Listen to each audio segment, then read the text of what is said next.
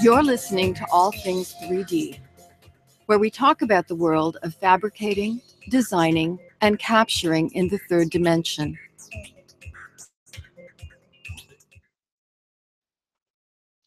Morning, everybody. Hi, this is Mike Balzer, and as you can tell, I'm still wearing my HTPLA Dream Shredder. Actually, no, this is the Pocket. This is the Pocket version with the 50mm lens. And what am I doing right now? I'm showing a 360 stereo, meaning 3D video on penguins. Now, this is a lower quality version, but if you're watching this via YouTube with its 720p, the quality shouldn't be too bad. Now, what's nice is that this particular video shows these penguins in actually 8K glory, or actually about 4K in 360. But the reason I'm showing this is that I read a story yesterday when I was doing my research for today's show, and sadly, it was about a little boy with terminal cancer who may not make it to Christmas. And, if you've followed me or any of my stuff over the last few years, you know that in 2015, I created something called the VR Miracle, along with HOMiDO or HOMiDO, and it's HOMiDO, and the uh, the Bluetooth grip that I worked with in my own designs.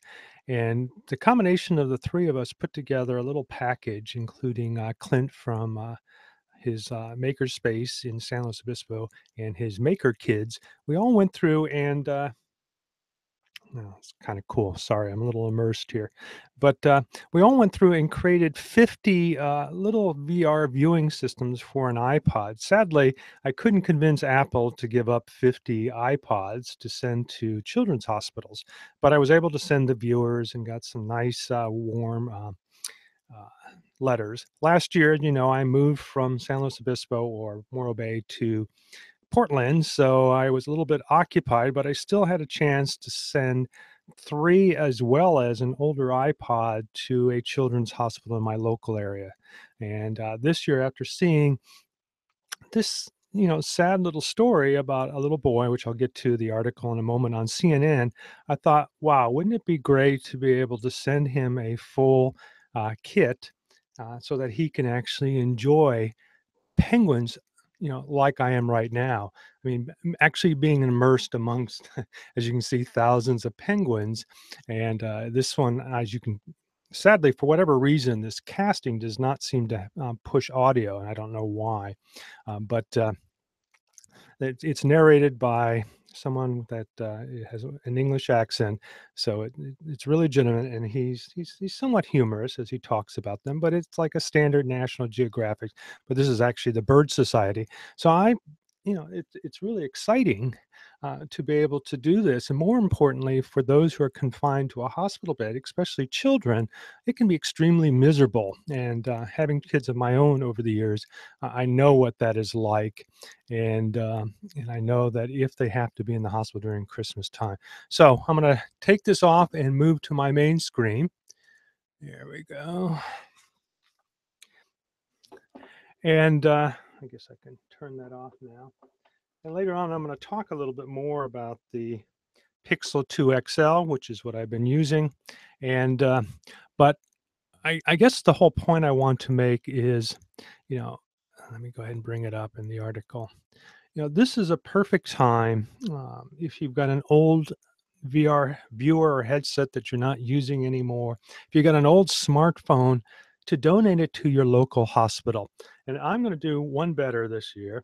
And, well, I don't know about one better, but what I would like to do is not only send Jacob here the little, as I call it, the Neodia IO Play V-Links, which is a little unit that has a clip-on, and I guess I can put it in there. Let me get through the article first. But Jacob here, as it says here, he is a photographer, singer, comedian. He has stage 4 high-risk neoplastoma and more than likely will not live out the month. So he probably will not make it to Christmas. So one of the things that CNN in this little interview said that he loves cards. So even if you can't give him, something VR related, how about at least sending him a card? Or if you're a 3D fabricator, create a little 3D fabricated penguin and send it to him. And clearly that if you have a local children's hospital, do the same. Give something unique. That's why I do this show. Obviously, we have a lot of people out in the audience who are creative and are whizzes at 3D fabrication, scanning. Use whatever creative gifts you have been given, and reach out to your own children's hospital or children's ward in your hospital. Um, but it also says down here, I guess there's a GoFundMe that you can go out to as well. But he loves penguins, and that's when it just kind of sparked me. Wouldn't it be great to be able to send him, and my little V-Links is set up for children's eyes to be able to view through this penguins surrounding you. I think that would be very cool. And so I'm going to move forward with that, as well as donate a little my iPod 6G. And Apple, I know you're not listening, but if somebody from Apple is listening, you might do the same. I would be willing to put the money for one of these if you're willing to give up an iPod 6G. I think it would be very beneficial. Now, keep in mind, this also works with the iPhone 5C, and I don't remember what the other model number is. But the smaller phone, in fact, with the newer version having the faster processor, it actually makes a really unique type of viewing experience. But even the iPod 6G, which uses, gosh, what chip is it? Was it the 8? I think it's the 8. For cardboard type viewing experiences, it works great. For YouTube VR, it works great. So, one of the reasons I'm sending it off to him. So, I hope that his final days are very enjoyable. Obviously, there's a lot of love already. And thank you to the writers, Allah Lasser and Elaine, I think it's Oryai. I don't know. I'm probably not saying it correctly. But thank you for writing this. Obviously, it sparked my heart, and it probably will yours too.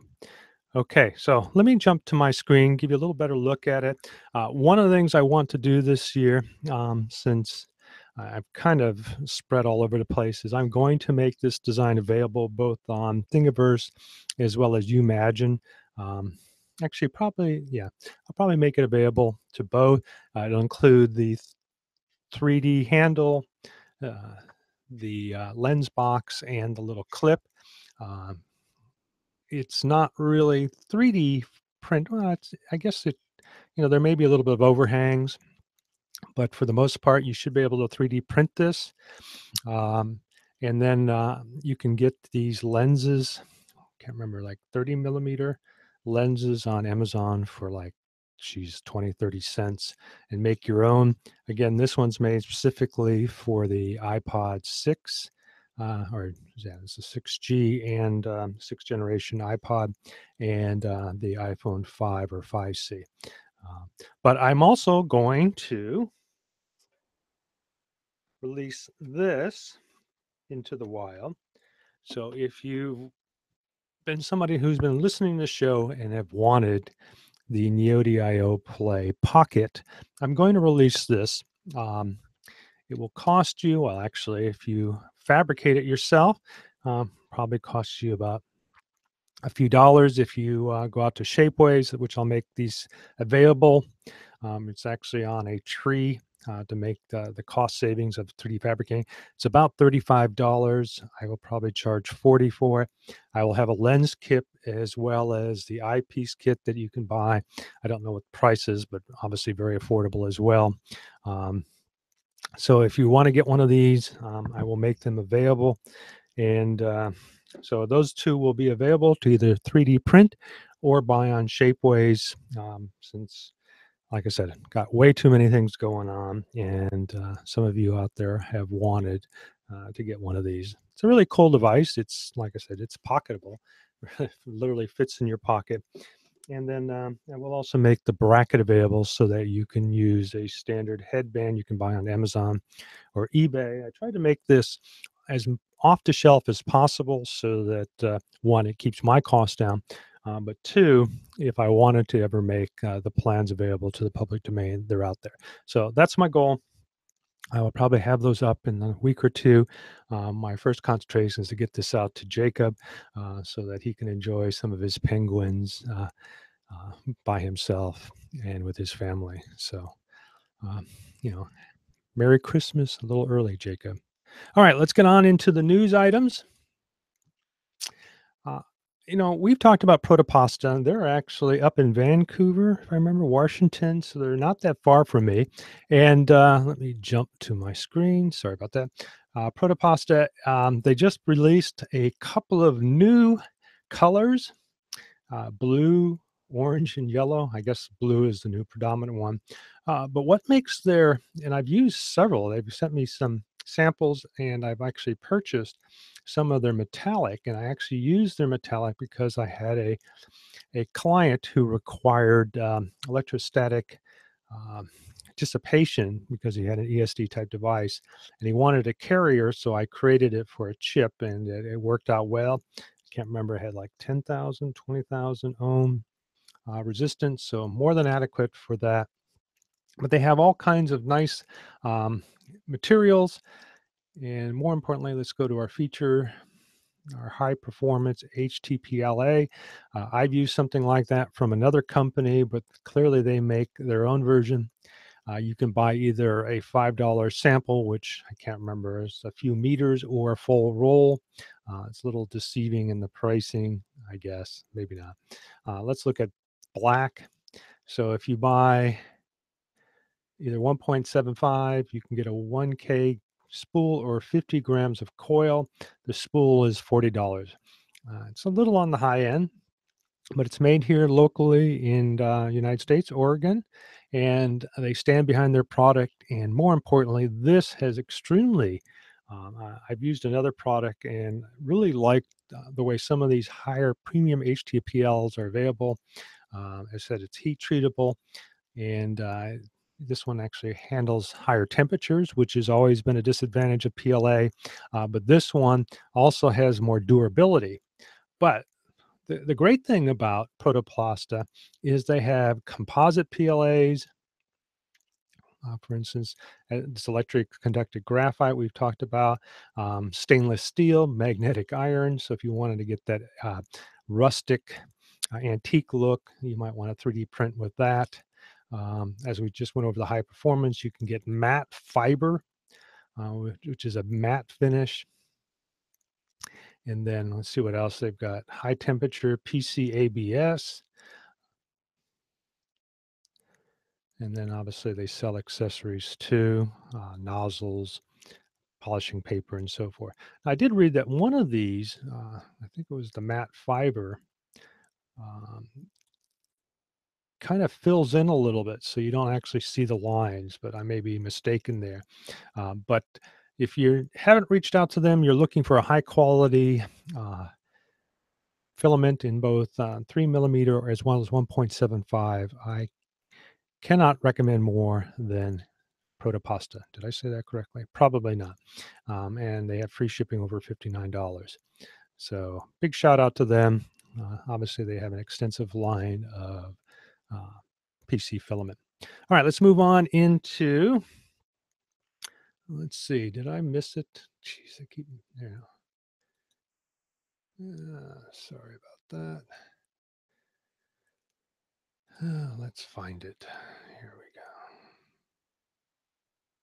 go. Oh, I put the wrong one in. Let's go out to the site ourselves.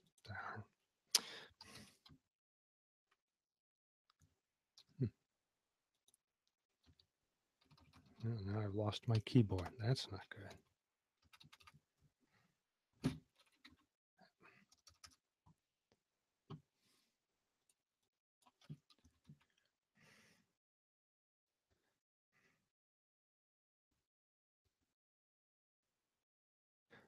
see.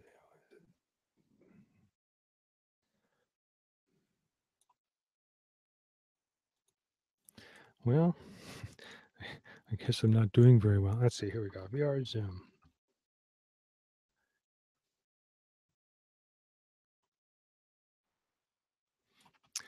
So I just got my order today, or a notification through mail, and we don't need to have this. That this particular device right here is coming in. Jeez, I hate all these. And where is it at? We don't want the bike.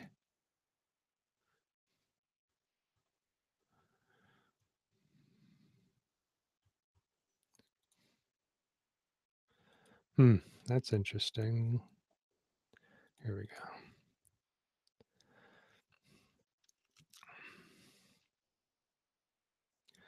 So somebody's taking advantage of sales.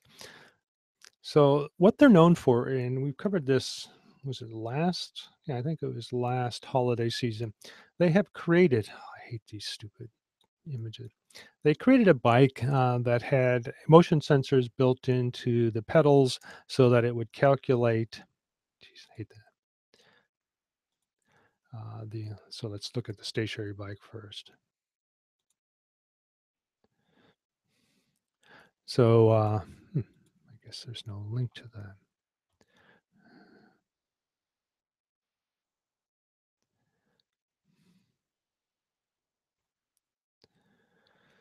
Well, they make it difficult to go through their devices. Yeah, let's go ahead and play that. So essentially, they make sensors, motion sensors that go on their pedals, and that allows the device that you're wearing, HTC Vive, Oculus, or now the Gear VR, as well as Daydream devices, to be able to determine where you are in 3D space by how many rotations your pedals are moving. And here they show that it includes games, but there's also an SDK. So if you're using both, here we are racing. So obviously, you're playing with a tank, pedal tank, I guess. But clearly, the message here is while you're doing these mind numbing exercises, you can actually be entertaining yourself. The fact is, they now have mobile capability, and more importantly, they have a version that allows you to hook it up to your own stationary bike, which or let's see, a seated bike system. I think this will be very interesting. I guess here's pedal cars. But as mentioned, I finally got a shipping notice that this device here, the VZ sensor, is coming in. Yeah.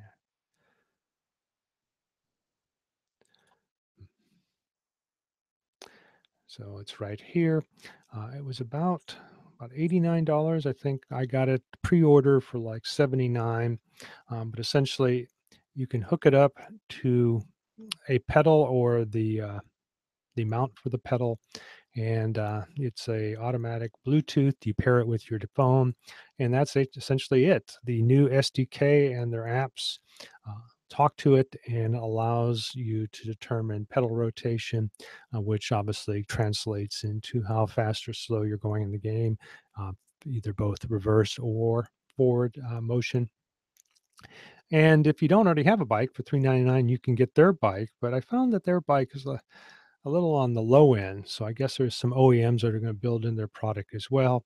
Here's what it supports. What I don't know, well, actually, I do know. If you've got a Daydream or a Samsung, what I'm planning to do is take their little controller here, mount it to, if you've got moving handlebars, let's say a lot of people who train for during inclement weather, basically take their back tire off and put it on a mount. But here you could use this and mount it to your handlebars and be able to have positioning of your handlebars that is recognized by the Daydream controller. Obviously, you have to program for that. That's not included. The other thing is if you buy the bike, they've got like joystick handles, and that is not the case with the VZ sensor. But and I don't know if they actually allow control through a gamepad or one of these Daydream or Samsung Gear VR devices. That I do not know.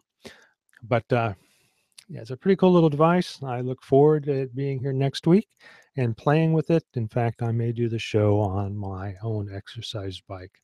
Who knows? All right, let's move on to 3D and technology. Wow, these are all wrong. I actually have a little video to show, so I'm going to go ahead and do that.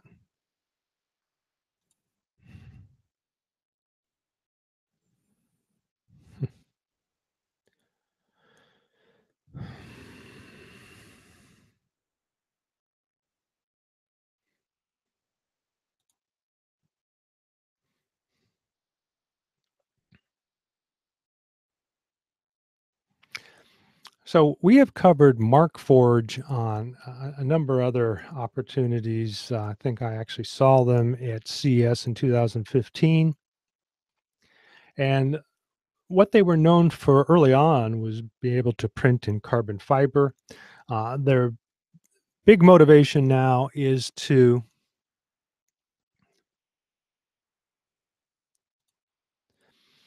now they're able to utilize obviously 3D fabrication through metal.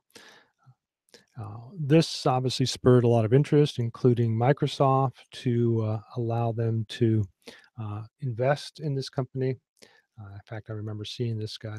But essentially, they surround their metal parts, their metal within the plastic, so they essentially extrude it just like FDM in the plastic. Then they melt the plastic away and then sinter the remaining material, and that actually bonds it to create a fused metal component. And here we see the size of it. So this would give you highly durable parts. Some of the other things that it's noteworthy for is because it provides more of a lattice structure. It's lighter weight and stronger because of that, but obviously clearly cool. And I look forward. Here's the Quartz article. Here's the actual unit there. But it talks about the fact is that you can use, as they call it, Metal X metals. They don't have a price here. And let's see, I think I had a link. Let me jump out to it real quick.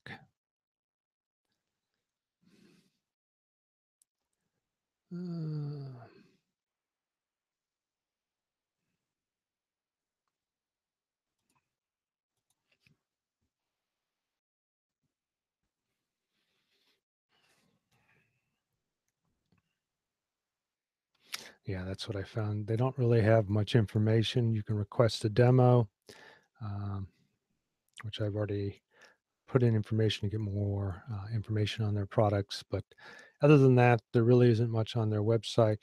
A lot of people think it's groundbreaking, and I think it is as well. So we'll see where that goes. But clearly, Microsoft and a few others, what was it? Was it Porsche? Some other car manufacturer thinks it's also very important. Okay, so let's look at the next item here. And I thought this was interesting. Obviously, if you're up in space, not only may you do 3D fabrication, which we've covered in the past, but you also do 2D printing. So what's interesting about this article is that currently they have two Epson 800 inkjet printers, which is kind of funny. They're called Epson 800 from HP. I don't think they're from HP. But now what they're doing is they're modifying some of their own printers, removing some of the components like faxing and other things, and then custom making components to add to these so that this particular printer can work in space. And I do have a video here that I'm going to go ahead and play. Our mission in HP is to engineer experiences at a maze. And there is not a better example of that than the work we have done with NASA.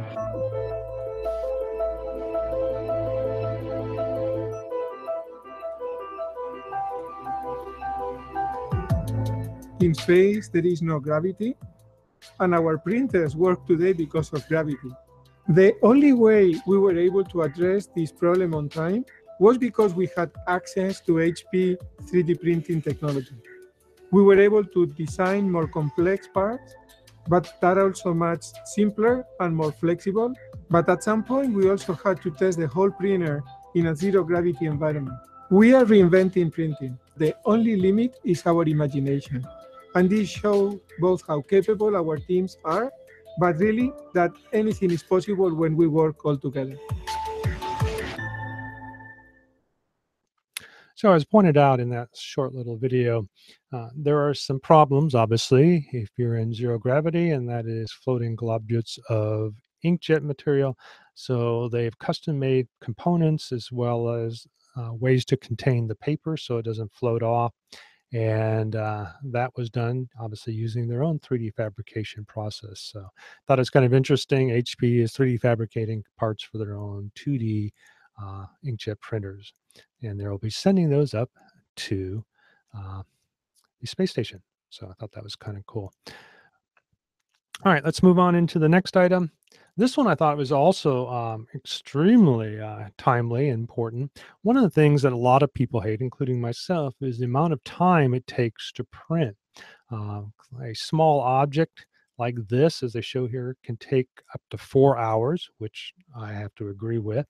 So a lot of times you're either printing at night or you're doing something else. But the point is it's not fast by any means.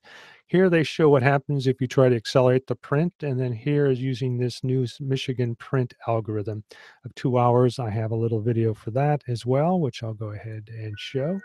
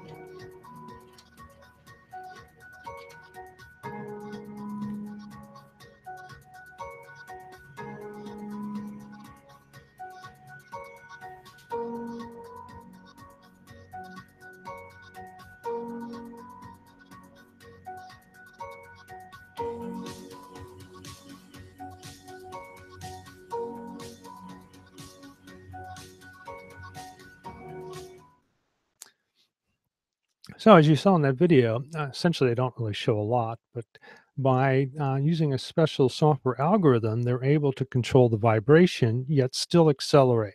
So I'm assuming it's a dynamic acceleration process that they can excel in certain areas and then they slow down in others, which reduces the amount of vibration. One of the things that I have done in order to minimize it is I've literally put my 3D printers on essentially a large mass and mounted it to it so that literally controls the amount of shake. And I've already forgotten the name of the printer that I have, but essentially mine is an older printer, but I really like it. I've converted it basically a metal extruder, metal hot end, and it's been very precise. And sadly, I still can't remember the name. Not important at this point, but it shakes. So I literally mounted it and used old weights in order to provide like 200 pounds of weight in order to control the shaking process. And that really has helped in the from small vibrations that seem to create little ripples in the ridges. So I'm really enjoying seeing this. Obviously, the CEO of XYZ Printing, who makes a lot of lower cost printers, is probably looking at this as being extremely appealing. Because a lot of people obviously can buy a low cost printer, but then they become dissatisfied. One, they still require some skill, and if you want to design anything on your own, that's another leap in knowledge and experience that kind of what's the word I want to say disappoint, but discourages people from moving forward with 3D fabrication. Uh, and the other thing is time. You know, if it takes 4 hours to get a small little object, a lot of people are impatient, so that could be an issue. So be able to reduce all that, I think, is a huge win. The fact is that this algorithm, being software based, can be literally programmed into the firmware, means that any 3D printer can take advantage of it. So I don't know how soon or if anybody's going to be doing this, but I'm going to keep an eye on this because I personally want to see. I have a pretty open source type device, so I should be able to apply whatever they come up with into the firmware of my print controller, and we'll see what happens there. But pretty cool, like the idea, and I look forward to it. Have you noticed I've covered a few things in 3D fabrication because, you know, even though a lot of people said, "Oh, 3D fabrication is dead," like VR, it's not dead. Clearly, those people who work with it day in and day out have found a need for it. And I think places like Home Depot who sell it, and some of these other, what do you want to call it, personal project, how to locations, Maker Magazine. This is the audience for it. It's not going to be for everybody, just like VR is not going to be for everybody, but it's not going to go away, and it's going to constantly improve. And the materials, the quality, all that is going to continue to improve and become easier to work with. So everybody wants everything today. It won't happen today. So this is one of the reasons I still cover it, because it still excites me, and I found a great need to be able to print components that I've designed quickly. Can't wait for Shapeways. So having my own 3D printer has always been a great idea, and so many of you out there probably believe or think that way as well. Okay, so let's move on to the next item. Let's see if I've got this one right. Yeah. So in our architectural and design area, as well as engineering, I thought this was great. Let me go ahead and view the gallery. So essentially, this is a very forward-thinking person. As you're aware of, the city of Mosul has been pretty much leveled. A lot of people compare it to Dresden as far as the amount of damage to the city itself. Since they've driven ISIS out, they're looking at rebuilding it. So they've done a contest, and this was clearly some of the unique ideas. Here we have a quadcopter. I don't know what it's, some type of material, maybe concrete. Obviously, I highly doubt that, you know, something that's going to look like a consumer quadcopter is going to be able to carry the mass and the weight necessary to do this, but who knows.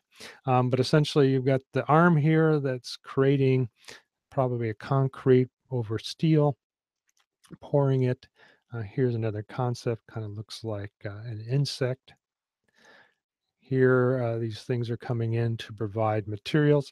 So I guess the approach is these are hooked up to containers with probably concrete, and so it constantly refills them, and so that requires little as far as scaffolding. Here you see wind turbines. I mean, it's really an interesting hive uh, development idea, and here's what it looks like inside. Obviously it's a concept, but it would be kind of cool if we do see something like this in the rebuilding using some of our modern techniques. So again, something else I'll continue to follow in the news. Very interesting.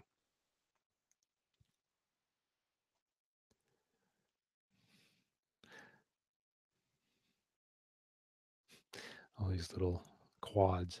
Interesting. Well, it's a better use for them than what many of them are being used for, but again, that's just my opinion. All right, let's look at something else that was in the news.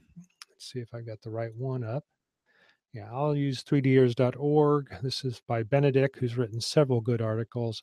And this has been in several articles, but I thought it was really cool because one, uh, now obviously the $10 microchip may be this price here, but the surrounding chips, the price for what I paid for mine, and essentially this is an IMU with a USB connector on it, cost about $35. So it's not that bad, and these are some PIO or GPIO connectors so that you can hook them up to other devices. But literally, this is the same kind of chip that you would find, as the guy says here, that's built into the Nintendo Wii controller, which is an IMU. Also, the Daydream controller, the Gear VR, any controller nowadays has a 3 degrees of freedom motion controller in it, which is a, what do they have? A gyroscope, as well an accelerometer.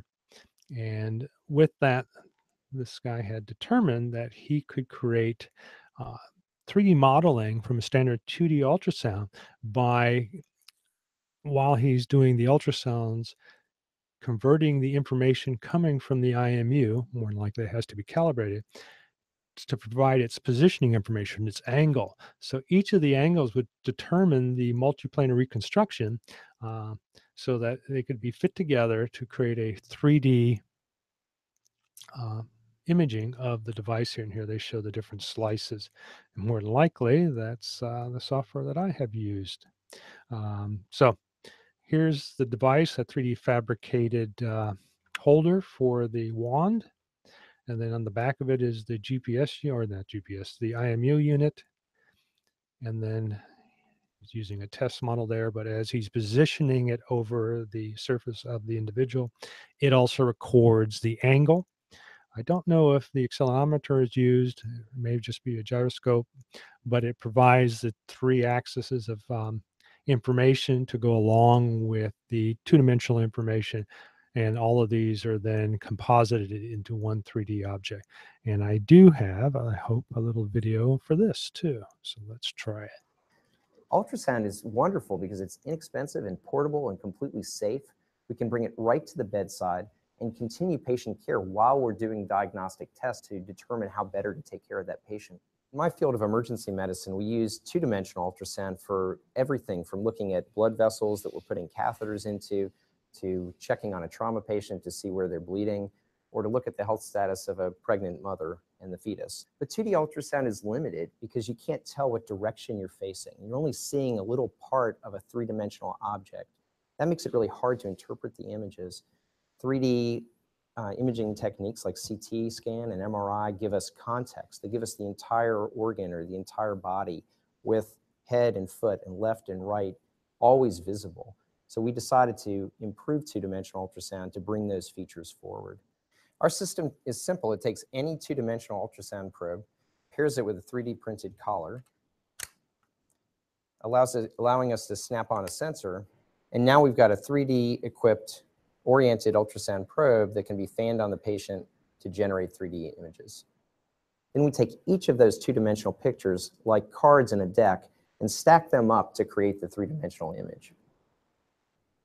We've developed a really convenient system, plug and play, for every 2-dimensional ultrasound machine in the world. It just requires a video cable to plug into the existing ultrasound machine, and then a USB cable to plug into a computer. The only other component in the system is the sensor, which plugs in by USB to any standard port. Now you've got a sensor-equipped 3-dimensional ultrasound probe, all with a few cents worth of plastic and a $10 chip. So we can take a $50,000 2-dimensional ultrasound machine and equip it with the technology to resemble a $250,000 3D ultrasound machine, all at a very low cost. We'd like to make ultrasound so accessible and easy that the patient could literally perform the exam themselves.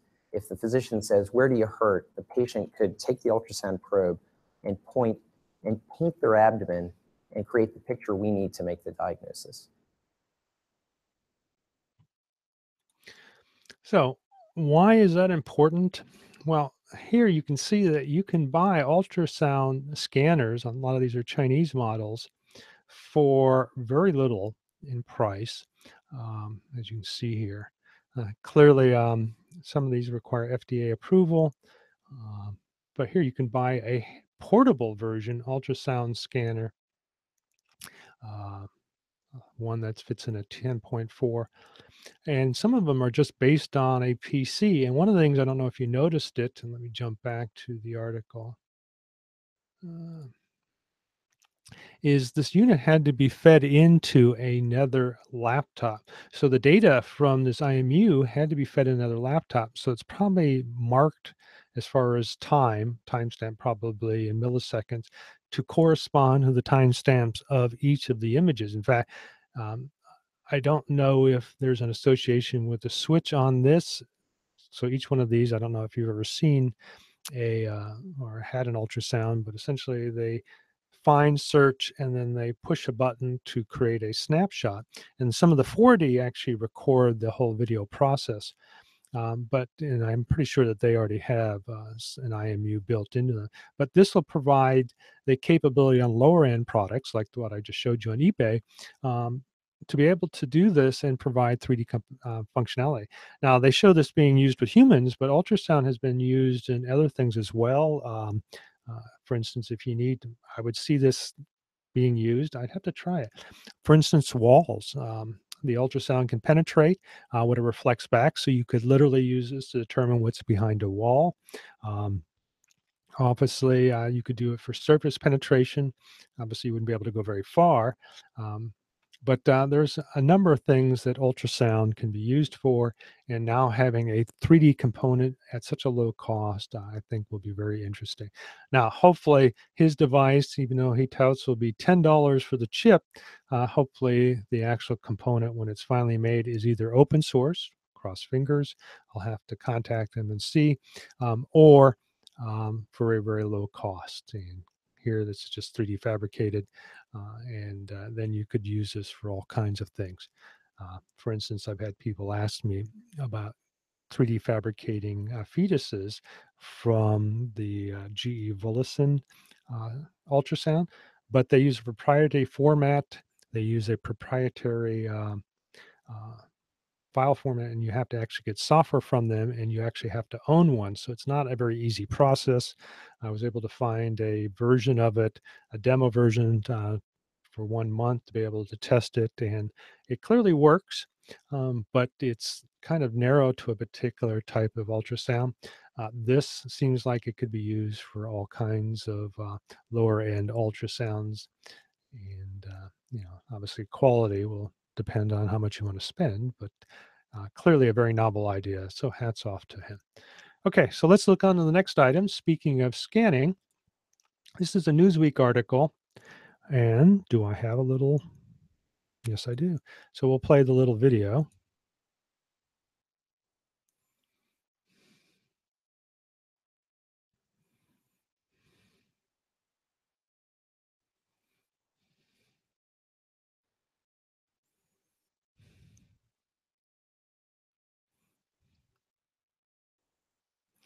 Now, what's interesting is that this shows Architect 3D, and then I found another video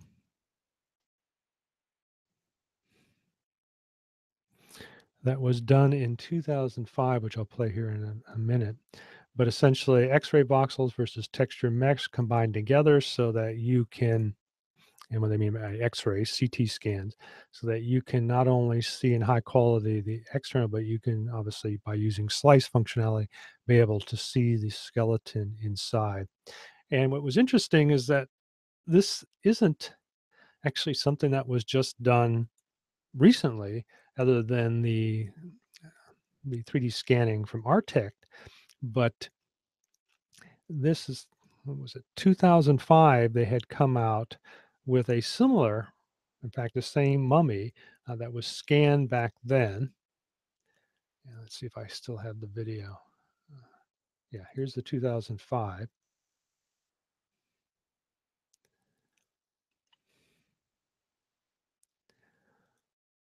So What I think is interesting is here it was scanned by Silicon Graphics using a CT scan.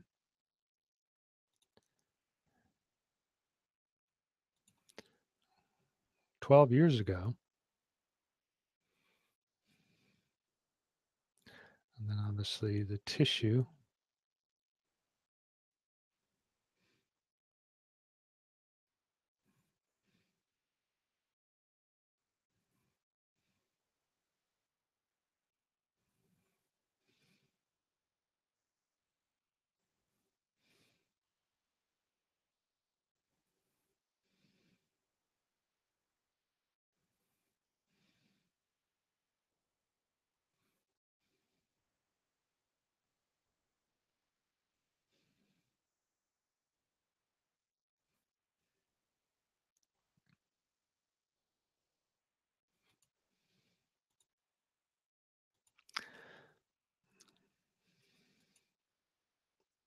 So I'm not clear if was this also 3D fabricated as well.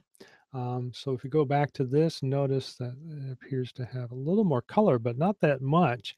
So I don't know if that was 3D modeled and now we actually have taken a surface scan using the Architect 3D, or did Architect 3D just come in and claim that they've created a surface scan to go along with that CT scan from 2005? Not very clear at this point.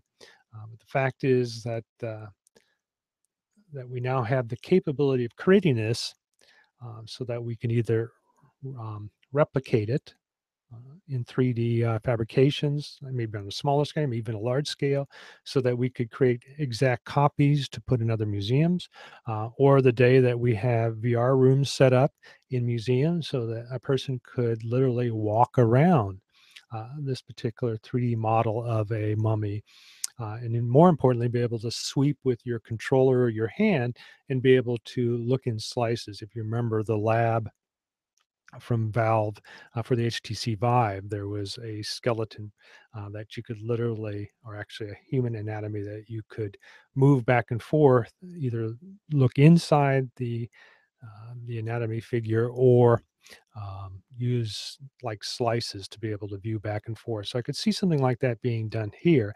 And obviously, eventually, we'll have something like in the movie Blade Runner 2049, where you'll have a hologram that will appear real and you'll be able to walk around it without having to wear a headset. Uh, Not really something that'll come up soon. But again, very cool. Just a little curious on, you know, if what's more important, because the CT scan, like mentioned, was done in 2005, was the Artec 3D scanner used to create a surface scan. Unknown at this particular point. I'll have to look further into it, but it's still obviously a great idea. All right, let's move into the VR corner and around room and head into Poly. So I thought this is cool, is that Poly is a 3D repository from Google. And it's interesting, many of the Google 3D items are in here. So what's nice about this is that a lot of these have been created using their, what was their software application, tilt brush, but also smaller, low polygon models like this one here. But it gives the people like myself, if you're a 3D fabricator or designer, the ability to bring in models into Google, and then you can download them. I think you can download it. Yeah. So I can download it right here. Downloads it as a OBJ. I have not noticed anything animated, so I'll just leave it in here. So it provides you a zip file, and then you have to go in and open it. And then I guess you could enter VR mode. I don't know what'll happen. Nothing. Hmm. So let's see what else. You can a bear. Here's the HTC Vive headset. Well, that's a nice little model. So clearly, this is, I guess, in competition with our friends over at Sketchfab, who have done something similar. But the big difference is that gives you the ability to view models, and then it's up to the designer to give you the ability to download them, which I have done with a number of my own models. But you have that choice. Here, I think if you upload it, you have to provide a download function or capability for their models. And as mentioned, you can also, like this scene here, the upside down, these were done in tilt brush.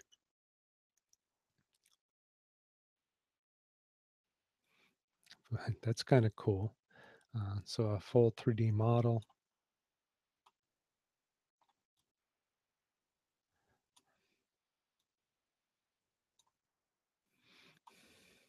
And then if you're using this on a phone, I guess it puts you directly into VR.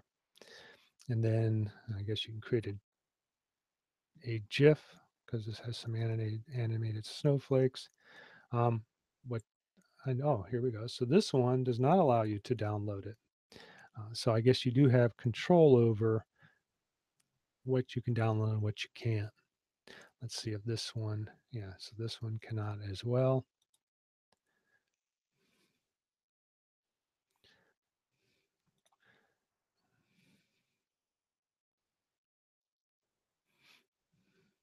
Yeah, so you do have control over it. So here's an animated character, anatomically a muscular structure, but you cannot download it.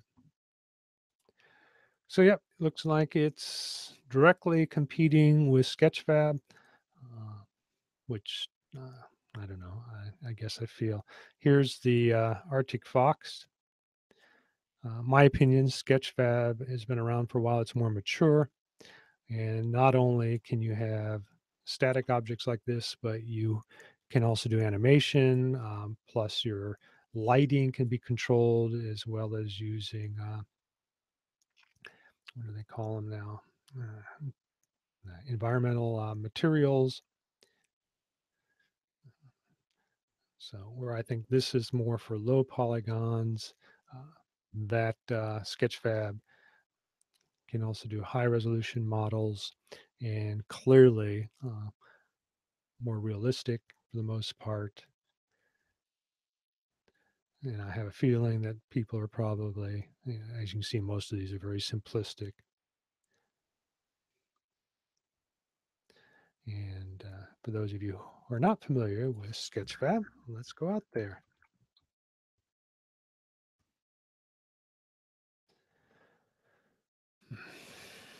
So as you can see, clearly a huge difference in the type of quality. Let's see why that comes up. I guess Art Spotlight. A lot of scans, photogrammetry scans from Jeffrey Marshall has done quite a few of them.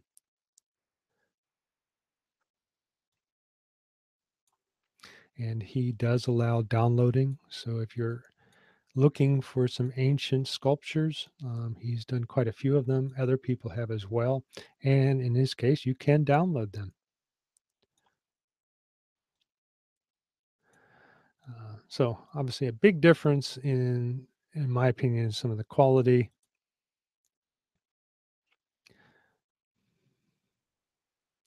And they've added more and more tools we talked about last week. If you want to find out how they textured, unwrapped, looked at normals and so forth, they now have that. They just keep growing. Obviously, they're big fans of WebVR, and I didn't mention it, but you can also use this in Microsoft mixed reality headsets as well, using their WebVR functionality and what's it called, Edge, which does WebVR as well. I have not tried it yet, but that's kind of cool. That means you can put an object in there and walk around it. And the fact is that with a laptop or a mobile NUC like I have, or the budget VR backpack, you could literally walk around an object in a large space, have multiple items if you wanted to. So I'm a bigger fan of Sketchfab, but if you need low-end polys or just want to see what people have created, head out to Poly. Okay, so let's look at, where are we at? Okay. So I thought this is a cool article. Obviously, Oculus, the what do you want to call it? The Daydream View headset, the HTC Vive have more of an industrial, practical look. But now we're getting studios involved in redesigning them to have a more well, actually, I guess the Daydream has a cloth-like experience. But here, this person integrated the lens and screen into like a baseball cap that you wear. Here's an actual little GIF of it being used. The only thing I could see being an issue with that is how well it would seal your eyes, but seems like it's easy to put on and off. Here's another design that takes it and using probably magnetic connectors allows you to wrap it around your head, snap it together, and then take it off. Obviously, some of the concerns is that you would have to design it in such a way that the electrical cabling would have to be in the headband itself in order to allow the two panels to be controlled, which could be a problem. And here's another design that's kind of like a high tension strap that ensnares the back of your head. And then here's another type of design. So it's kind of cool that you have these companies. We're trying to use their design skills, the industrial design skills, to create more ergonomic or more interesting designs. So it'll be interesting if other companies start pairing with them, marrying the hardware with some of these companies. I hope so. Some of these are very interesting. I like this kind of design here. But as you know, in my own Neo.io play, Dream Treader or the stealth design, I've gone for the bare minimum of material because I wanted it to be as lightweight as possible.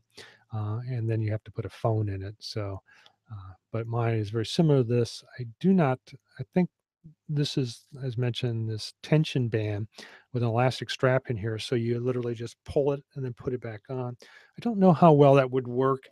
They say that the pressure in the back of the head can't be affected, but knowing my own design with the ratchet, yeah, you do feel it. So in order to keep this on, the band has to be pretty stiff.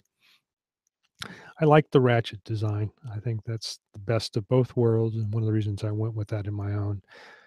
Here's another interesting design. And then obviously they're looking at controllers as well.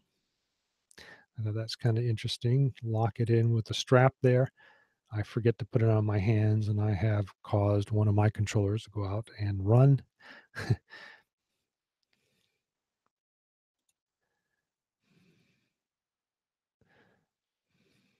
Yeah, so they actually have mock-ups.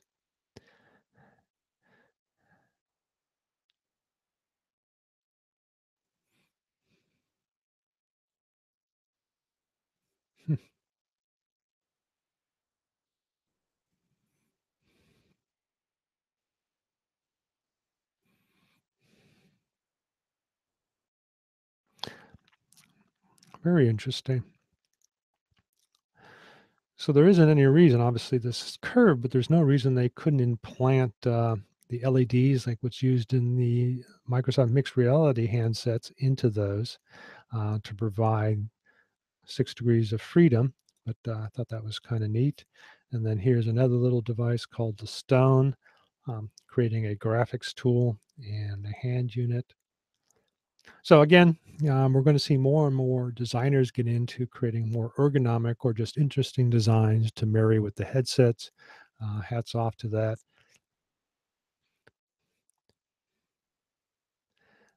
And then finally, what's my final item? Oops, geez, that was not good.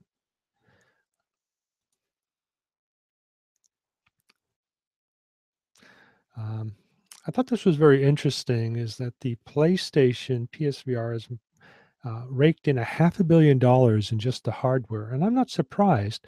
It's if you've already got a PS4, the pricing on the headset itself at the time that it came out was very low cost.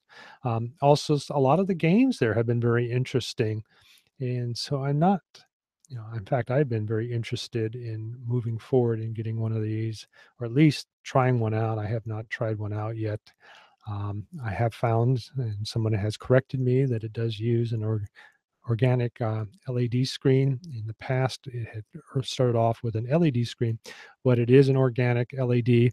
What was it? A 5.5? Can't remember exactly the size of the screen, but it's not a very large screen. More importantly, it's a single screen, but after reviewing it, it looks like it is split in two. It's very fine mark, so it allows, one of the things that I found out is that larger screens, one of the reasons that you're not seeing larger screens in some of these designs is because we want to refresh them at 90 hertz or frames per second. That's not really possible with a larger screen. I've been told this by a couple of manufacturers now because of the physical latency of the materials themselves. So that's why you see them being split off into two smaller screens. Here, even though it's a single component, if you look at it closely, there does seem to be a delineating line between the left and right. Also, the fact is this thing can push at 120. What's interesting, you may have noticed there's a new phone out by, who was it? I can't think of their names. I want to say Hydra, but that's one of the products they created. A gaming companies create some laptops, but then now they have a phone. One of the big things that's notable about it is that they use a screen with 120 hertz refresh rate. And it's a fairly large screen, and I'd be very interested to see how well that would do from a VR perspective. Sadly, the Daydream qualifications require an organic LED screen, and that'll be in my rummaging in the tech closet. On my opinion, after using it for 2 weeks on the Pixel 2 XL, but I'll get to that a little bit later. So why am I bringing this up? The Xbox One X is notably without a VR headset, even though Microsoft announced and made available the new Microsoft mixed reality headsets, which clearly a lot of people have problems with. It's not really mixed reality, it's just a VR headset. So I just call it MSXR. And with that being available, and knowing what's in, especially the Scorpio version or Project Scorpio, the Xbox One X, is literally a, what do you call it, a medium to low end PC with a fairly good graphics capability. So they could easily have married their headset here, and this is the Acer, but any of them to this. And I actually sent out and was told that all this is coming later. The point made here by Phil Spencer is that they did not feel that this would be suitable in a family room, and they are waiting for an untethered version. And some people are scratching their heads. The PSVR is doing very well, and they could be doing very well. These headsets are being made by quite a few different companies. Just limiting it to PCs, many people think is an issue. I wonder, in the grand scheme of things, if Microsoft is hoping the mixed reality headsets will generate more sales in laptops over the Christmas holiday, and probably did not want to move forward with this. Also, a lot of people realize that the Xbox group is different from the Microsoft Windows group, even though they may be using a fundamentally similar platform, and more importantly, what is it called? Is it the Universal Windows Platform apps? So if you make one for one, it should be able to be used on the Xbox with very little effort. So keep that in mind if you are developing for the MSXR, that more than likely when it does become available, you should be able to bring it over in the store without any issues. But who knows, they may make it an issue. On that note, one of the things that I have been working with is MSXR and converting a Van Gogh type environment with Vincent himself. It's, I wouldn't say slow going, but I still have not received my headset or my controllers yet. So as soon as they come in, I'll be able to test some of the interactivity in the room itself. The goal is to create a Vincent van Gogh that looks at you, talks to you, and you can interact with it using some form of voice recognition, so that when you talk to it, say, talk about some of his paintings that are on the wall, that he can articulate why he created them. Obviously, it wouldn't be him himself, but we would be turning to historical references to them, and about the man himself. I just saw the movie, what was it called? Love Vincent, I think was there, Lovingly Vincent, which was a spectacular movie, hand drawn or painted, hand painted each cell in order to give this very Van Gogh like appearance. And a lot of people complain that the narrative of the movie itself didn't really fit all the grand scheme of these cell by cell painted film, but I felt the narrative was gripping and very interesting to talk about what happened to Vincent van Gogh and at the later age or stage of his life. As you're probably aware of, supposedly he shot himself in the stomach, but there's some controversy over that, and that's how he finally died. Well, they do a good job with that. Kept me very interested in the movie, and the movie is obviously very gorgeous. So if you get a chance to see it, do so. But that kind of, I've used the Inside Van Gogh room by Ruslan. Is it Swarovski, if I remember correctly? Great VR, or not VR, 3D artist who put this out back in 2015, and I've used it several times to show off unbounded tracking. So I'm now adding my own touches to it and filling out the rest of the room with an easel, a desk, and we'll actually have Vincent in there painting and answering your questions. So that's my goal by Christmas. So hopefully I'll be able to move forward with that. But on that note, I wanted to talk about creating a Daydream app in Unreal using Datasmith. So we probably won't get through the whole thing, but I would like to go ahead and move forward with that. So if you listen to last week's show, I talked about how I'd gotten an early beta testing of Datasmith. And what is Datasmith? Datasmith is a product that allows you, let me get my mouse for this, allows you to bring in directly from 3D Studio Max. Let me turn that on. There we go. And let me find my screen.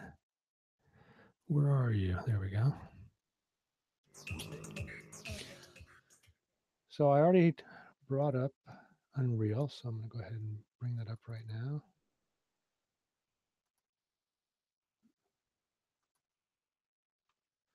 No, I didn't want to do that. Oh, well, now I've got it loading. So one thing that I found out immediately, Datasmith does not work with 4.18, which is the latest version of Unreal. I spent a lot of time last night taking what I called the GVR, what was it, Sun? No, I can't even remember the name of it. But essentially, it's out in the Google Play Store for Daydream. But I took one of their demos and converted it to Daydream, and I had hoped that I'd see some, what do we call, some efficiency improvements, some performance improvements, and sadly that has not been the case. And okay, so now that I've closed that, let's see why that one's not coming up.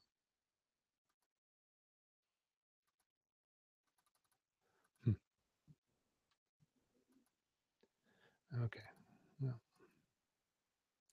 I'll close that and bring it back up again.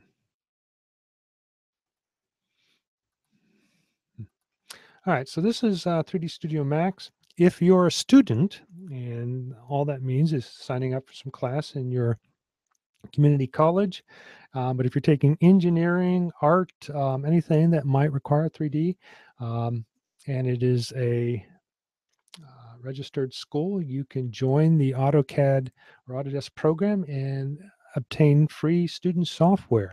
And basically, it's all their software that allows you to test and work with it. If you're an educator, you get some of the same. I apologize for that. For whatever reason, my Unreal has frozen, or maybe it's on a different screen. I've had some problems with Windows, the latest creative version, that I've got screens that just kind of disappear. And I think it has a lot to do with having a VR headset hooked up to it. So you have like this phantom screen that doesn't show up. And even though the application is there and running, as you can see when I do this, I can't get to it. No, that's not what I wanted. Yeah, see, like I can't. So it's a little disappointing. Let's see if I can minimize this screen. Hmm.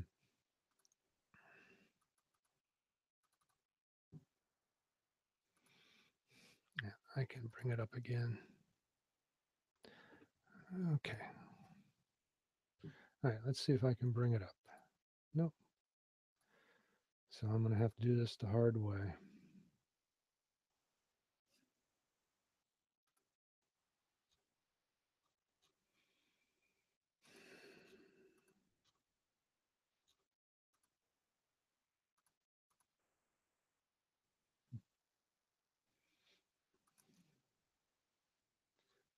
It's very odd.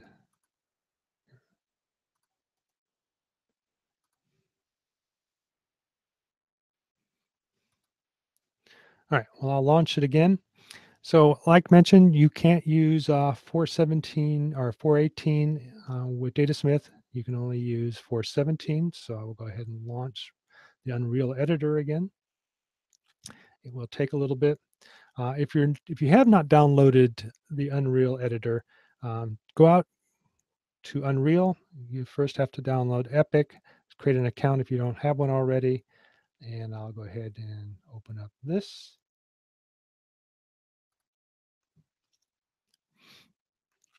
And then from there, you can download for free any version. You can actually go back to 4.15 if you wanted to. But these, both 4.17.2 and 4.18 are the latest. They're no longer previews, but I found 4.18 does have a few issues.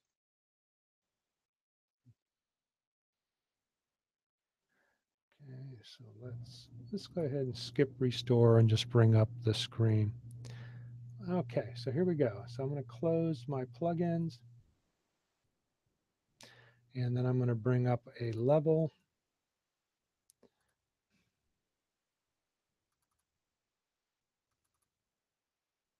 I'll bring up the motion controller level, and I already cleaned out a lot of stuff.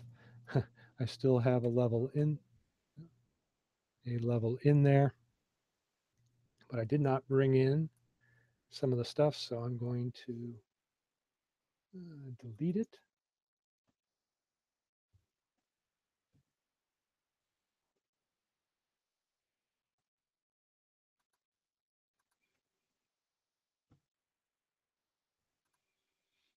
I think what I've got now is shadows, and then show you how to actually bring it in from AutoCAD. So let me go out and find it.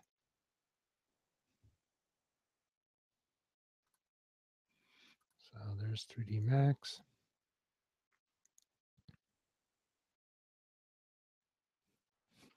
Now, what I was hoping is that the Datasmith tool, it said it would be used with other CAD applications, but at this point, the only thing that they have is an exporter for 3D Studio Max. I hope that they come out with other versions for other applications, like Blender would be great. So now I should have this soon. There we go. And then we're going to bring in, let's just do something lightweight right now. There we go.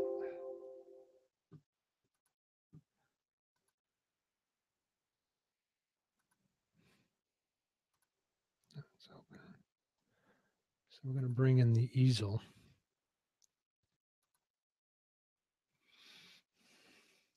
I'm not going to convert the scene, but something I found that if you bring in models like this easel here, if it's a max file,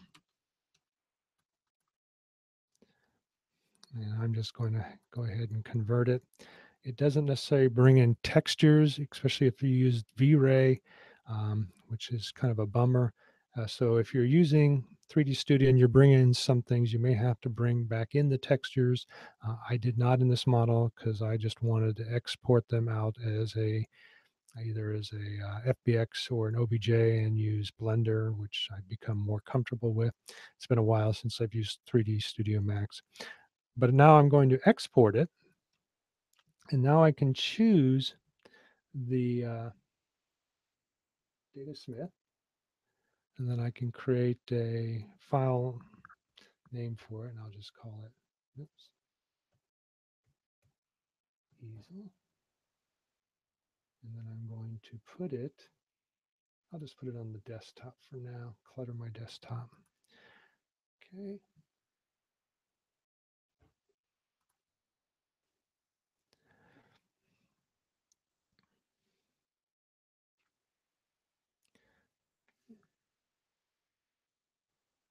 So it tells me some of the materials are not supported. So you have to make sure that you read about the Datasmith. So it's not clearly a 1, 2, 3 easy go process. But the cool thing is I should now be able to go in here, actually go down here to import, go to the desktop and load it in. And then it tells me what I want to bring in. Since I didn't add lights or cameras, I'm not going to bring those in. Merge into the current level.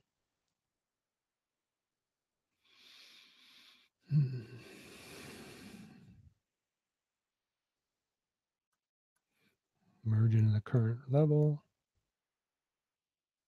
There we go.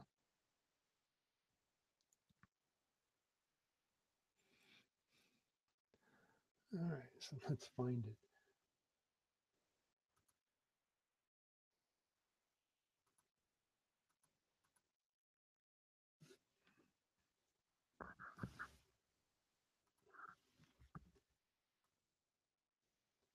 There it is.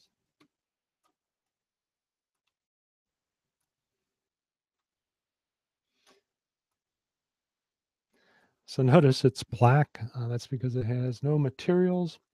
So currently, unless you work a lot in 3D Studio Max and you already have things, and I didn't take the time yet to do that, but if you have something, you've designed it with lights, you design it with shaders, it will export those directly out in this Datasmith format so that you can bring them in Unreal, and it will contain all that, convert the shaders and materials that the object comes in with very little work that normally has to be done. For instance, if in using FBX, I've normally had to reassign materials and then modify my shaders so that they look better once I'm in Unreal. Supposedly with Datasmith, that will not be the case. And next week, I'll do a couple of screen captures and show you some conversions once I add materials in 3D Studio Max. But as you can see, it's a very easy process. As mentioned, I hope that they will bring this into Blender and what's the other application? Maya and was it 4D Studio? I can't remember the name of it. And there's clearly a few others that are favorites amongst others. And now a lot of people bring in their FBXs and then have to do some conversion processes. And there's a lot of good tutorials out there to do that, but to have a direct method from one application into Unreal, I think is an excellent direction to go. Now, I haven't spent a lot of time with Datasmith yet, but supposedly the Datasmith file format is usable in 20 other CAD programs. I do not know what those are at this point. So I'll have to spend a little bit more time with it. So if you're familiar or wanting to use this and are a 3D Studio Max individual, go out and sign up for it. It's in beta right now, and they'll send you a key, and then it just, let me see if I remember Let's see what I had to do. Go out here. So once you launch it, there we go. You go down into your vault, and then it shows up in here under Datasmith. Notice that it's not working.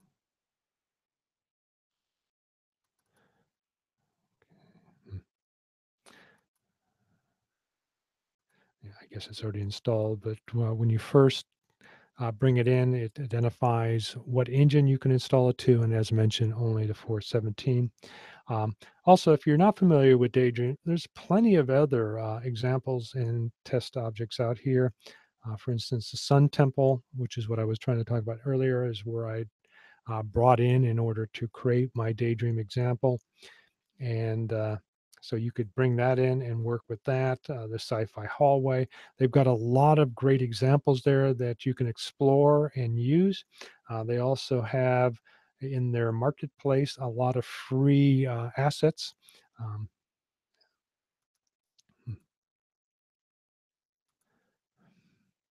that you can bring in. Obviously, there is some cost. If you're familiar with Unity 3D, I found the cost of some of their assets are more expensive, but they do have free. I think if you type in free, they'll come up. And a number of these that are free, for instance, the Mixamo animation pack, are packages from Epic or Unreal themselves. I don't know why free, must have been something else using the word free, but you can, let's see, you can look at, let's say like for architectural visualization, if you're doing that type of thing, a lot of assets that you can add in. Again, some of them can be fairly pricey, but if time is money, sometimes it's worth it to buy assets at a particular price and bring them in. And a lot of them are very gorgeous, a lot of effort that I find, I wouldn't say lacking. There are some great gems in Unity, but I found that most of them in Unreal are spectacular. For instance, for $24.99, you can get this piano. I don't know, did Van Gogh play the piano? The other thing to keep in mind is that these are in the Unreal format. These aren't in a generic model, so they can only be used when you're using them in Unreal. Now, in saying that, there are ways to export that, but I'm not going to go through a lot of trouble on how to do that. If you're using Unreal, a lot of the work has already been done in order to create a great deal of these objects here, including shaders that fit directly with Unreal. So I highly recommend taking a look at it. Like I said, there's a lot of free ones, and you can bring those in, play with it. It's the best way to experiment with it. There are a lot of YouTube videos out there. It's a great little product. And then, once you finish that, some of the cool things with it is that I found in Unity take a little bit more effort. To create a first-person shooter, basically it's a drag and drop process. Same thing with guns. There are also project levels that you can go into. Let me go back to the library. Right here, low poly snow forest. That's the one that I have. I can't find it. There's one in here to actually create a first-person shooter if that's what you want in the shooter game. So you can use that to build off of. A Boy and His Kite, that was this great little video that they put together with a lot of geography. So if you're looking at creating a large map, this might be a good one to bring in. It's big, but it's very valuable if you want to look at it. I also have this animated first-person hand pick. If you're wanting to create hands instead of just to have a controller view, they've got some great, excellent libraries out there. This wasn't free, but the price of it wasn't that hard. If you remember the Epic Zen Garden, this was shown off on an iPad at an Apple event. That's in here. I look forward to seeing that little that battle map that they had in augmented reality. So lots of items out there. Core AR now, and I think ARKit is built into 418. I have been playing with Unreal on a Mac.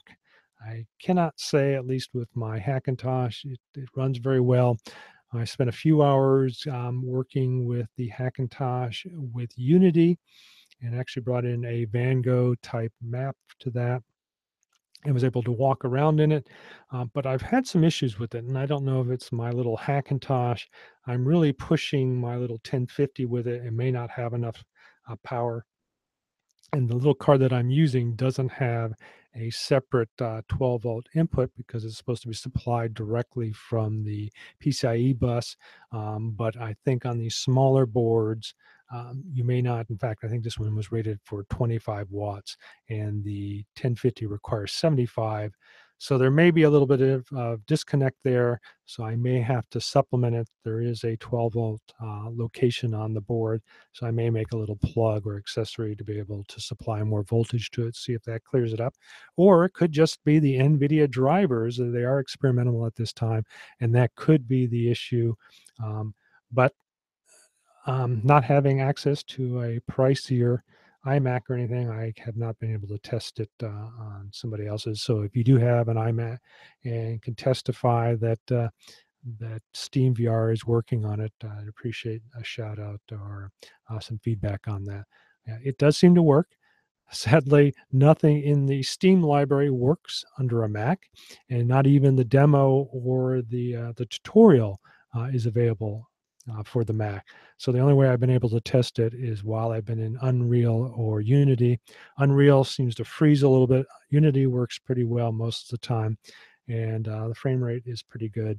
But clearly, if you've worked on a Windows environment, there's no reason to switch unless you're planning to create ARKit type items. And hopefully in the next show, I'll be doing that. So one other thing I wanted to cover very, very quickly. Let's jump back to,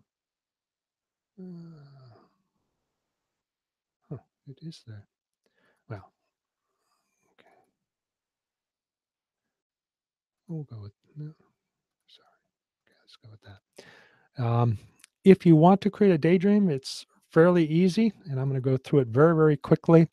So essentially, if you want to create a daydream app, you need to go into File, Package Product, Android. Notice I have an exclamation point. That means that I don't have this set up to run Android. So that's the first thing you need to do. So you can do that by going into your settings, project settings. And then you can start out item by item, put in your description, but you don't have to start there. But more importantly, you have to identify your target hardware. Here we have desktop console, switch that to mobile. You can go with maximum quality or you can go with scalable. If you have a lower end phone, start here. But it does create some issues, or not issues, quality degradation, especially on lower end phones. Okay, then supported platforms. This is where you choose. For instance, I wanted to do Android, so I'll go ahead and select it. Notice PlayStation 4 is selected. That's another cool feature. PlayStation VR is supported in Unreal as well. And then we've already done the targeting. And so you just basically have to go through. There's some great tutorials that go step by step from Unreal for Daydream. But I wanted to go through and talk about some of the things that I found you can still do, even though they recommend not doing it. Mobile HDR, they say not to do it. I've tried it. It works, but it could be taking a performance hit. They also suggest no mobile MSAA. I suggest going to 2 times MSAA. It creates a better quality. And then down into the actual, I can't see it from here, your VR settings, it's got instant stereo. This only works for PC, so uncheck that. And I would leave the rest of them off. This mobile multi-view, where's it at? Monoscopic far field is experimental, and when I've tried it, it's kind of blacked out things that you set as far as where the far field is. That may be better now, but I didn't have time to play with it. And then there's a few other things. Just leave the rest of these alone. But the most important thing is you have to go in and make sure that you load the Android functionality to this. And you do that. Well, let me finish up here for. So let's go to Android. This is where you set up your Android app. And then if you're going to Daydream, some of these settings, and my eyes aren't very good anymore. So there's some settings here for your daydream, but I've kind of gotten ahead of myself because I've already set this up.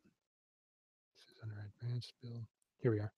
So right down here, you can identify daydream or cardboard. In 418, they've broken this out so that you can create different tiers. You can do what's interesting. So I guess 418 is already preparing itself for 6 degrees of freedom.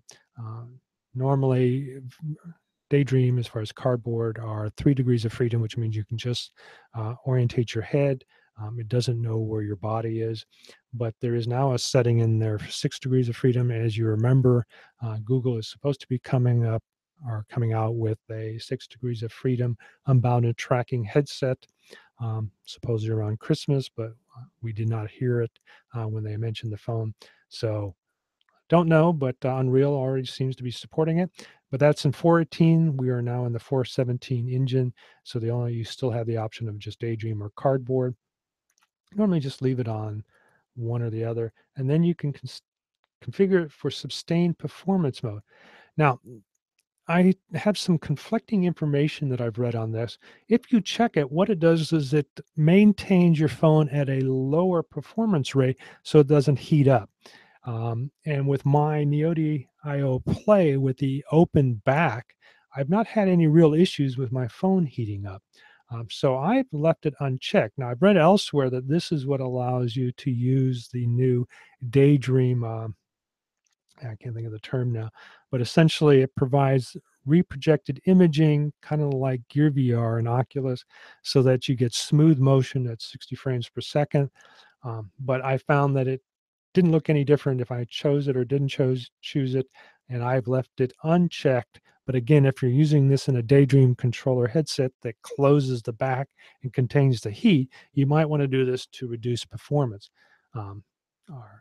And again, it's not that much, but it does provide a little bit of an issue. And then the other things are, if you're not sending this out as Gear VR, check this. I found that even if it's unchecked, it must recognize that you're doing Daydream and unchecks it, or basically does not modify the manifest for Gear VR deployment. Okay, so I've done all this. The other thing that you need to make sure is that you assign, and let's see where I can write it, where it says Android SDK. So first you look at Android, and then you go down to Android SDK, or you can do these vice versa. And then you have to determine where your NVP pack is. And I guess I have set it up on this machine. And I put this on my D drive. And if you default, it normally goes to a C. Just make sure these are associated correctly. What I have done in the past is load it, and I can show you exactly where it's at. So wherever you load your, let's see if I can find it. Oh, I'm on that machine, so no wonder it's there. I'm actually remote controlling into my machine. So you find your UE418, and you go into the engine, and then there is a extras folder. And then what you want to do is find the Android Works folder, and this is supplied by NVIDIA. And one thing that I found is NVIDIA is like 2 or 3 versions behind on the Daydream SDK and also the phone SDK. And I think the maximum they support maybe 7.1 now, and as you know, we're already on Oreo, and 8.1 is now coming out. So it's like they're almost 2 versions behind. But you click on the Win64, and then you launch it, and then you install it, and then you do an update to the SDKs for Android. But again, do this before you actually load Unreal. And then this should be populated already. If not, wherever you associated these items, make sure you find their paths and just include them there. And then the other thing to keep in mind is that you want to match your NDK to your Android level. I set mine to 24, but as you're probably aware, there is now Android 25 as well. And again, this is not the latest NDK. It's like it's 12B and there's already a 15B, and the NDK is what really talks to the hardware. And so it's already a few versions behind. And I found that Unity actually seems to be more current in its Google support for Daydream than Android or Unreal. And one of the things that I'm still disappointed with, and I've tried this for, gosh, almost 2 years, is there's still no Vulkan support. Even though the NDK has Vulkan support for Daydream, it is not in Unreal. I tried to create a build and it crashed immediately, so keep that in mind. So that's about it. Once you install it, make sure that you locate them properly in your Android SDK locations, and that would be for the Android SDK itself, the NDK, the ANT, which is not being used anymore. The latest versions in 4.17 and 4.18 use Gradle, and the NVPack has its own Gradle command line functions that it uses. It does not use Android Studio, and I found if you install Android Studio along with it, and if you're using Unity, you need to do that. There can be some conflicts, so keep that in mind. I've been able to combine the two and it works fairly well. And then you have to identify your SDK API level. If you want to work with Daydream, make sure you're set up for 24. It does not seem to work anymore with 23. And basically that's it. Then you can go back to your Android, set up everything else, put your user ID. And again, there's a great tutorial that goes through these one by one. Make sure you set up your minimum SDK level. Like I said, 24 is what you want to put in here for your minimum and your target. And then you go through and like notice that enable Gradle, it's unchecked here. 4.18, it is now checked. And I did have some issues with not authorizing or what is it?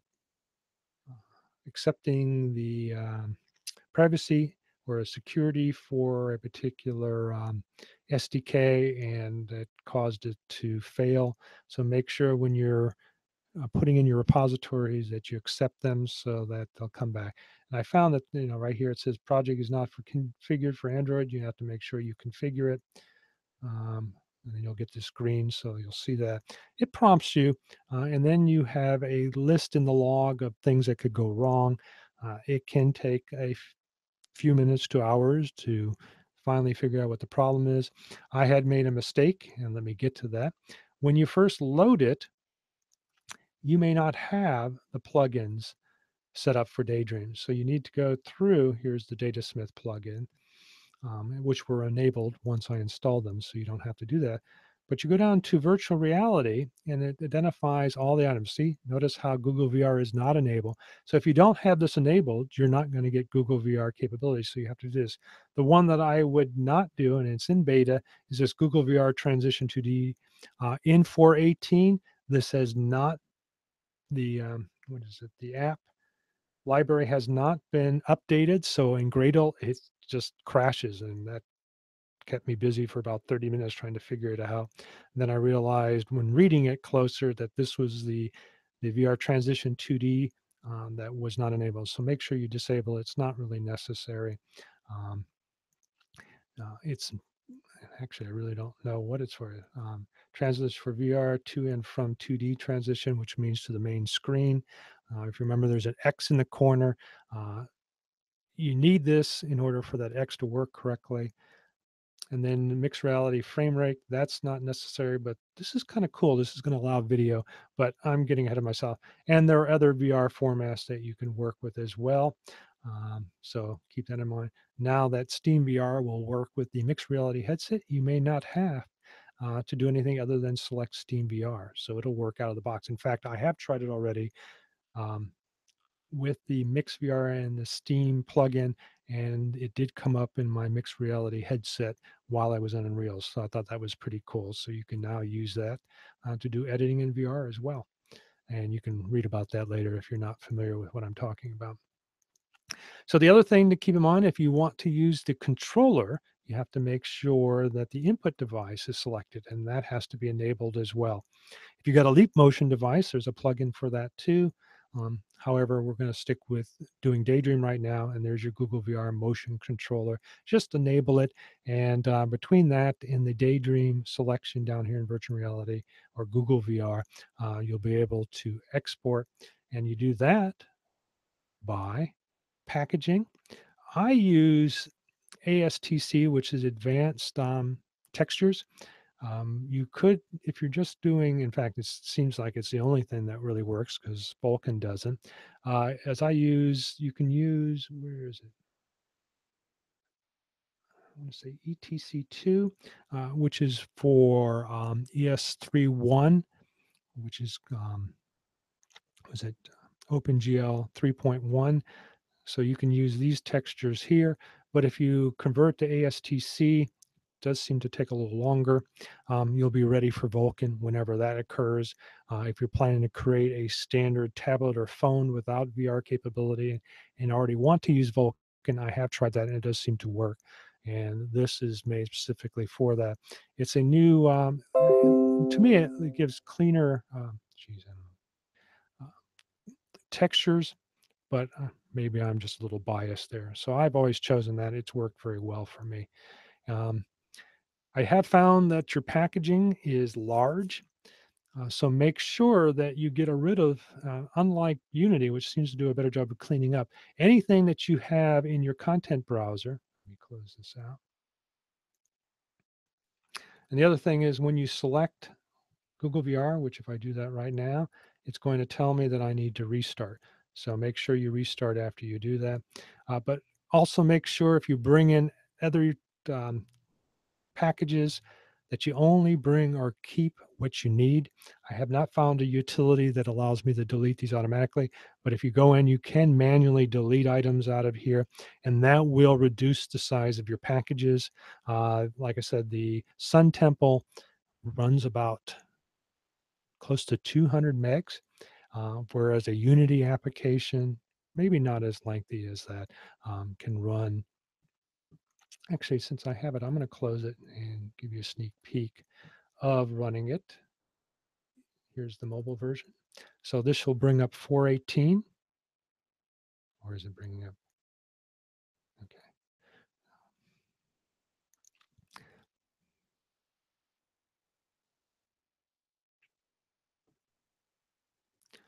But the Sun Temple, when I converted the Daydream, was about 200 megs, which is fairly large. And Unity borders around 35 to 40. So here we go. Since I've used it in the past already, it didn't have to rebuild the shaders, which can take a little bit of time. Also, if you move an object, one of the cool things about Unreal is that it does great baking and creating textures for shadows. And so always make sure when it tells you to redo your lighting, especially if you move an object, because a lot of the static baking is done. So the cool thing is, and I don't know if this is still set up for it, but you can go through and determine, I'm not going to look for it. There we go. What type of shader model you want to work with. If you're going to be working in Windows and Mac, leave it on Model 5, but you can go down to DirectX 10 or OpenGL 3, and then you can do high-end mobile for default high-end mobile 3.1 or iOS preview. And then you can also do HTML5 and Android preview for based upon your quality controls. So that way you get a better idea of what it looks like. Now, when you select one of these, it does take a few minutes. So make sure you've got some time. And then, like mentioned, you just go over here, hit Android. I'm going to go ahead and start it. And then I'm already at the folder I want to build in. I'll hit select folder, and then you just show a show output log. And since most of my settings should already be done, it's going to go through this. Now, it suggests if you're rebuilding to do a rebuild all. It does not seem to go through there and cook things that you've already cooked before. But if you've not cooked things or you've changed your texture set, it goes through and does the conversions, and it can take anywhere between a half hour to 3 hours, 4 hours. It can take a little bit of time. I did find once that's done, if you make some changes in it, even with the rebuild all, it can drop it down from 3 hours back down to 30 minutes or even 15 minutes. So it doesn't take that long. So make sure you grab a couple of cups of coffee once you're at this particular point. And then it will go through there. As mentioned, with 18, Gradle is now used. And I think that's a good thing because I was able to actually create my APK, load it on my phone, and actually use it. So let's use that as an opportunity to talk about. Let me make sure I got the right mouse while that's building behind me. See, so it's now running through. See, it's found up to date. So a lot of these have already been done. So you notice they scrolled through very quickly. The first time you do it, each one of these takes a little bit of time. Okay, so let me go back to this. So I'll take it out of the carrier. So what do I think of the Pixel 2 XL? Well, the Pixel 2 XL, I think, is a nice phone. If you want brighter colors, there's already a little APK out there that can provide it.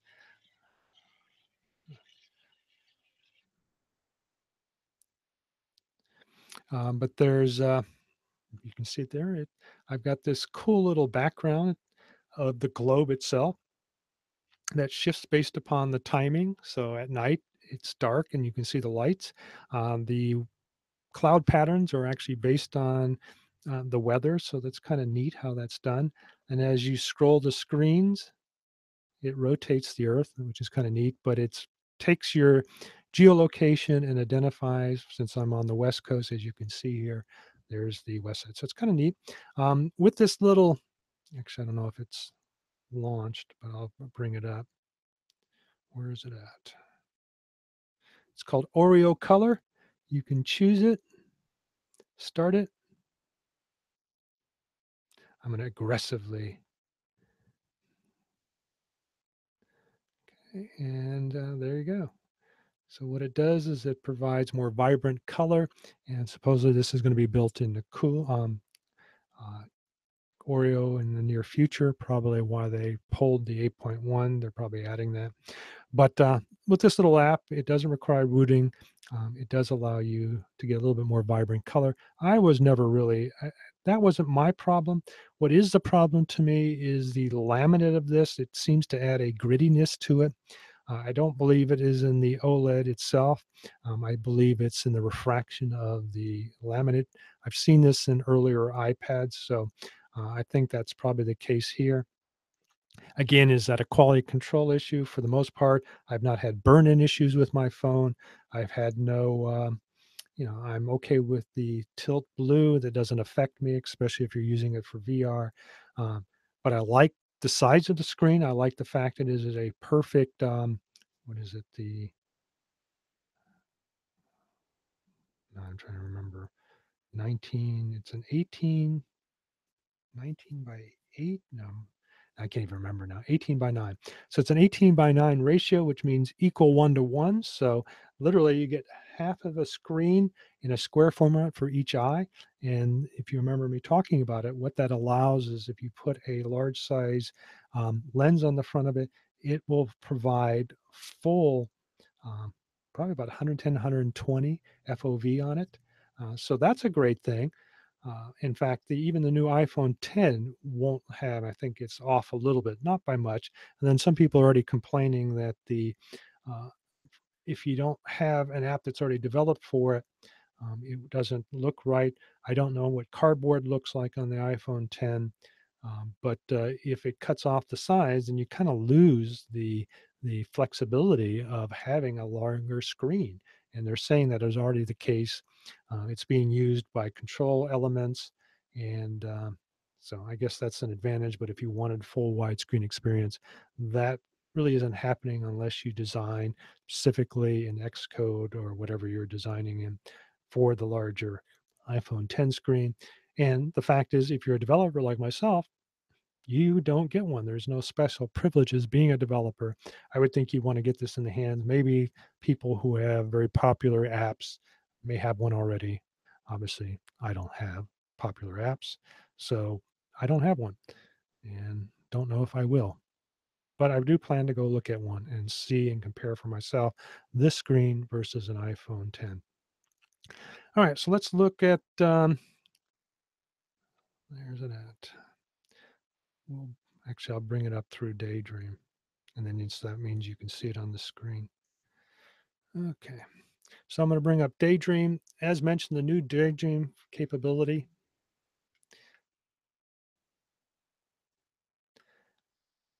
has the ability while you're in the app itself to cast. So we're going to go ahead and do that.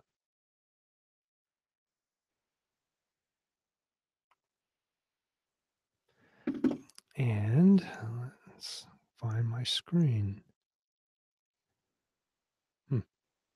So what's funny is I'm now getting this. So if you can see behind me, so it seems to have a little bit of a hiccup. So let's try to stop. Okay. Maybe I was already in it and didn't know it. Okay.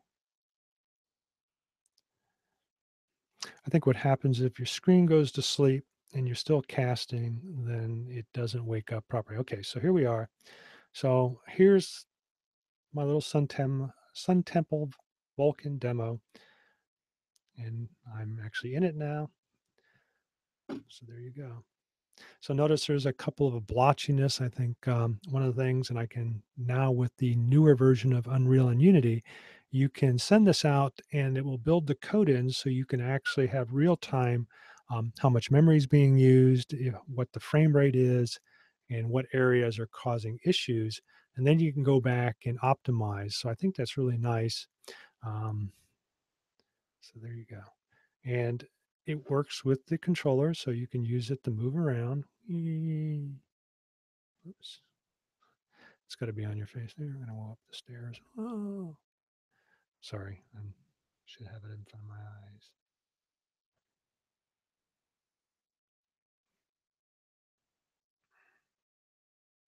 So if you are susceptible to motion, that could probably make you sick a little bit.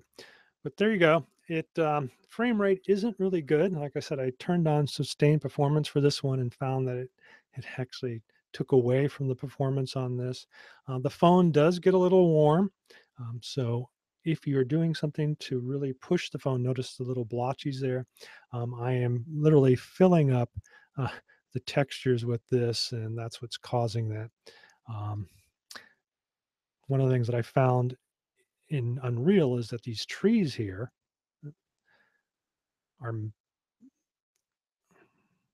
have a huge mesh.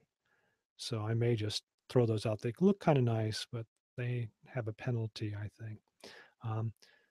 The shaders in this is what's the cool thing. Notice the glossy and the finish on the shaders. And again, this Sun Temple has been out since 2014, if I remember correctly. So it's already fairly old. Notice the gloss on the floor. So the goal was to see if I could do this, and the previous version, which you can find on Google Play if you got a Pixel 2 XL or even a Pixel 2, actually performs fairly well. I don't have the glitchiness here, but maybe it's because my phone was cool, nothing else was running, but performance, it was really smooth on it. So I do believe the Pixel 2 XL with the 835, Snapdragon 835 does provide a little bit better performance, and it does clearly show when using Unreal. But we're not at the point yet where we can drop in some of the mobile demo apps that they created for the iPad and have them work here. And sadly, I should convert this over to, I've got an iPhone 7 and see what the performance is. I have found that performance, even in Unity on the iPhones, sadly on the A10 and A11, that are kind of beast when it comes to this kind of stuff. And now that they have metal in them, the performance has been really good. So I'll try and convert it over one day. That's one of the reasons I am creating my little Hackintosh until they come out with a Mac Mini that does the same thing, so that I can see for myself. All right, well, there you go. Very short. You can go back and play it. There's some great tutorials on converting to Daydream. So if you have a Pixel 2 even a Pixel XL. It's a great little phone for Daydream. As mentioned, the Pixel 2 XL is a longer phone, so the previous Daydream viewer does not work very well with it. The newer one, I'm saddened to say, limits your screen size. So I've actually found my little pocket with the 50mm lenses to work perfectly with it. Sadly, it's not fully enclosed, but this is the direction I will probably go with the new Neo DIO Play Dream Shredder for the Pixel 2 XL. All right, there you go. I'm going to go ahead and sign off now. And as mentioned, I'm going to make these available on Umagine and what is the other one? Thingiverse, so that if you want to download them and print them yourselves and also make them available through Shapeways, obviously the cost will be a little bit more just because of the material and Shapeways cost for printing things. You can build your own version of the Pocket or the Neo DIO Play V-Links, because it looks like a little animal, and which you put the phone in it. And actually I didn't show that, so let me do that real quick and then I'll sign off. So one of the cool things is I made this so that you could use it with a headset. So little kids can use it with a headset or with a little stick. It's got a little latch on the back, so you basically easily put your phone into it like this with the iPod touch button off to one side, and then that's it. And this is an earlier design. So I have a little metal button here. Actually, it's a screw that provides the cardboard touch capability. And there you go. And let's see. The on-off button is off to the side on the iPod.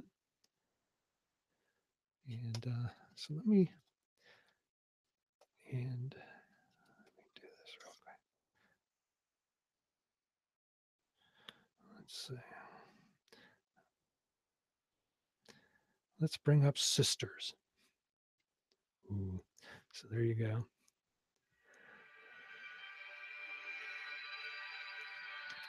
So you flip it in.